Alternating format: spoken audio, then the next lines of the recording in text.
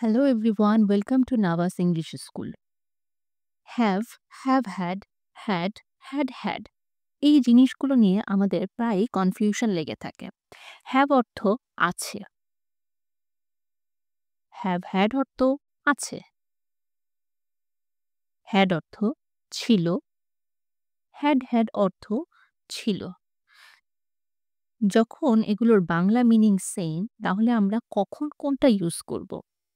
আসো জিনিসটা একটু ক্লিয়ার করি। আমার একটা বাইক আছে। এটা একটা নরমাল প্রেজেন্ট ইনডিফিনিট ফর্ম। আমার একটা বাইক আছে, সেটা বর্তমানে আছে, প্রেজেন্ট ফর্মে আছে এবং স্বাভাবিক এটা একটা নরমাল ইনডিফিনিট টেন্সে আছে। তখন আমরা এই আছেটা ইউজ করব have. I have a bike.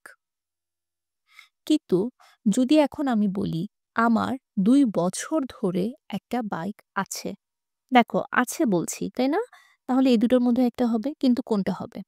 এখানেও আছে মানে আমরা ধরিয়ে নিচ্ছি যেটা প্রেজেন্ট ফর্মে আছে, তাই না? যেহেতু আছে। কিন্তু যখন আমরা এখানে একটা সময়সীমা বেঁধে দিচ্ছি যে ২ বছর ধরে আছে, তখন এটা কি হয়ে যাচ্ছে? Present perfect. প্রেজেন্ট পারফেক্ট এর স্ট্রাকচারটা কি? প্রেজেন্ট পারফেক্ট এর স্ট্রাকচার হচ্ছে সাবজেক্ট প্লাস হ্যাজ অথবা have plus verb 3 plus object. এখন এই হ্যাজ আর হ্যাভ এর মধ্যে আবার কি পার্থক্য? হ্যাজটা হবে যখন থার্ড পারসন সিঙ্গুলার নাম্বার হচ্ছে আর বাকি জায়গাগুলোতে আমরা হ্যাভ ইউজ করি। তাহলে এখানে আমার কথা আছে আই, তাই না? এটা সিঙ্গুলার বাট এটা ফার্স্ট পারসন, তাহলে আমাদের এখানে আসবে হ্যাভ। আই হ্যাভ, এই যে বলেছে ভার্বের থার্ড ফর্ম, তাই না? এখানে একটা জিনিস বুঝতে হবে যে এখানে এই হ্যাভটা তোমার অক্সিলারি ভার্ব, কিন্তু এই হ্যাডটা এখানে মেইন ভার্ব হিসেবে ইউজ হচ্ছে। মেইন ভার্ব এই যে এখানে যে মেইন ভার্বটা ছিল হ্যাভ, ঠিক এইটাই, এই যে ভার্ব। এখন এটা ভার্বের ফার্স্ট ফর্ম ছিল, কিন্তু যখন আমরা এটা পারফেক্ট করব তখন এই ভার্বের আমাদের কোনটা বসবে? থার্ড ফর্ম বসবে। ভার্বের হ্যাভের থার্ড ফর্ম কি? Have had had. তাহলে আই হ্যাভ হ্যাড।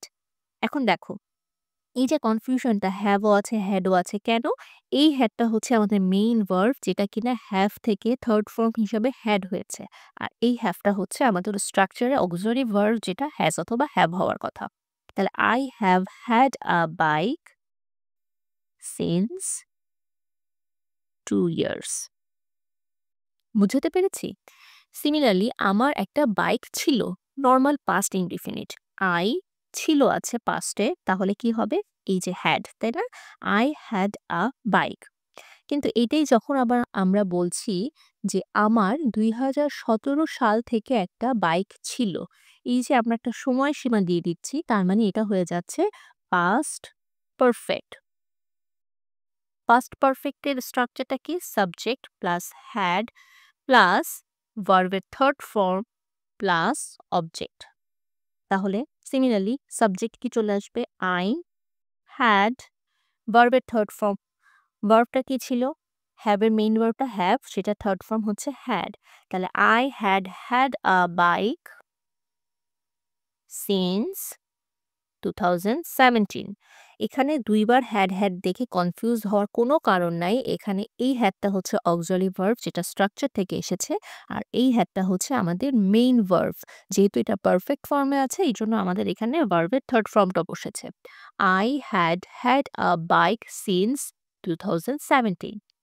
এখন এই হ্যাভ আর হ্যাজ, এই সেম প্রেজেন্টের জায়গায় আমরা হ্যাজটা কখন ইউজ করব? যদি এটা থার্ড পারসন সিঙ্গুলার নাম্বার হয়। যেমন ধরো আই এর সাথে হ্যাভ হচ্ছে she has, third person singular number. He has. তারপরে ইউ, ইউর সাথে কি হয়? Have. They plural form have. It has. Clear? তো এই সিঙ্গুলার আর প্লুরাল এবং পারসন ওয়াইজ এই হ্যাভটা অনেক সময় হ্যাজ হয়ে যাবে। বাকি জিনিস স্ট্রাকচার অনুযায়ী বসে যাবে।